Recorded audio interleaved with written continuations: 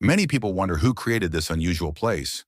The story begins with two brothers, Rune and Tori Ivenson, who started a vehicle salvage business in Båstnäs during the 1950s.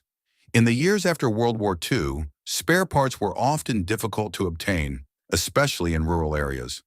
The brothers saw an opportunity. They purchased damaged, worn out, and unwanted vehicles, then carefully removed usable parts to sell to mechanics and car owners who needed affordable replacements. Their business grew steadily, and cars arrived from across the region. Vehicle after vehicle was brought into the forest, where the brothers organized and dismantled them. Anything that could be reused was saved. What remained stayed behind.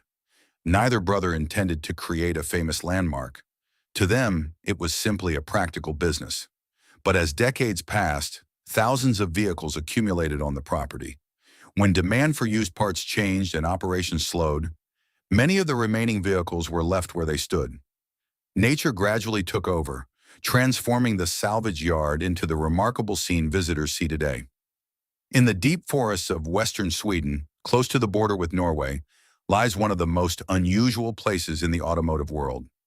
Hidden among moss, trees, and rocks is Båstnäs Bilkyrkogård, the Båstnäs car cemetery.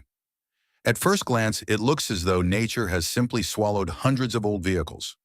Cars sit beneath trees, moss covers roofs and hoods, branches grow through broken windows. Some vehicles are so deeply buried in vegetation that they are barely recognizable. But this place is much more than an abandoned junkyard. It is a time capsule. To understand how this remarkable place came to exist, we have to travel back to the middle of the 20th century. For decades, old cars were brought here and dismantled for parts. In an era when replacement parts were difficult to find, used components from damaged or unwanted vehicles were valuable. What could not be sold remained behind. Year after year, more vehicles arrived. Volvos, Saabs, Volkswagens, Opels, Fords, Mercedes-Benz models, trucks, buses, tractors, and family cars slowly accumulated in the forest. Then, as time passed and the business changed, many of these vehicles were simply left where they stood. What nobody expected was what nature would do next. The forest began to reclaim everything. Moss spread across the metal, trees grew beside the vehicles and eventually around them. Leaves filled interiors. Roofs collapsed beneath decades of snow and weather. Rust slowly transformed shiny paint and chrome into shades of orange and brown. The result is what we see today. A landscape where history and nature exist side by side. Walking through Båstnäs feels different from visiting a museum. Museums preserve machines in perfect condition. Here, the passage of time is visible everywhere. Every cracked windshield, every rusted fender, and every broken headlight tells a story. Many of these cars were once someone's pride and joy. Families traveled in them. Children looked out of their windows. Workers drove them to jobs. Adventurers explored the countryside behind their steering wheels. Today, they sit silently among the trees. One of the most fascinating aspects of Båstnäs is the incredible variety of vehicles. As you walk deeper into the forest, you encounter cars from different decades and different countries.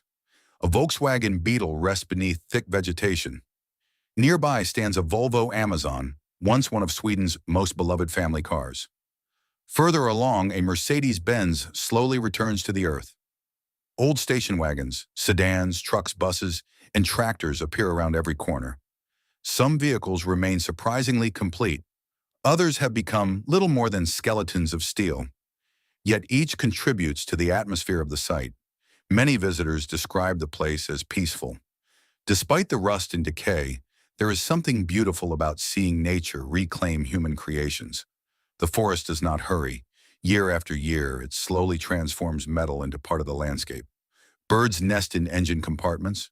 Moss grows where paint once shined. Trees rise where drivers once sat. The process is relentless, but also strangely elegant. Photographers from around the world travel here to capture these scenes. The contrast between technology and nature creates images unlike anything found in ordinary car collections. Every season changes the appearance of the site. In spring, fresh green leaves surround the vehicles. Summer brings dense vegetation. Autumn covers the ground in color. Winter blankets everything beneath snow. No two visits are ever exactly the same. Yet Båstnäs is more than a destination for photographers and car enthusiasts. It is also a reminder that even the most advanced machines are temporary. These cars once represented progress. They were new, modern, desired. Today they are relics. The forest treats all of them equally. Luxury cars and economy cars, trucks and tractors, rare models and common ones. Time eventually reaches them all, and perhaps that is what makes this place so memorable. Båstnäs is not only about old vehicles. It is about history, memory, change, and the relationship between human creation and the natural world. As you leave the forest and look back one final time, the rows of rusting vehicles begin to disappear among the trees once again, quiet, forgotten, yet somehow still alive through the stories they continue to tell. Hidden in the Swedish wilderness, Båstnäs remains one of the world's most extraordinary automotive time capsules. A place where the forest has become the curator and where every rusted vehicle is part of a story that continues to unfold.